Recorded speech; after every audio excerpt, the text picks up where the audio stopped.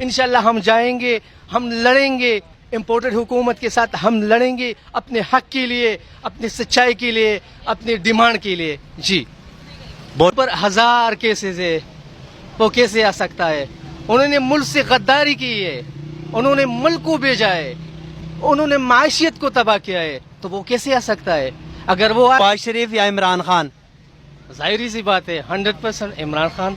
عمران خان ہی کیوں؟ ذرا عمران خان کے بارے میں بتائیں کہ آپ عمران خان کو کیوں سپورٹ کرتے ہیں؟ کون سی ایسی باتیں جو آپ کو مجبور کر رہی ہیں عمران خان کو سپورٹ کرنے پہ؟ اچھا اصل بات یہ ہے کہ عمران خان اور نواز شریف کی جو سیاست میں فرسٹ آف آل آپ کو میں ڈفرینس بتاتا ہوں.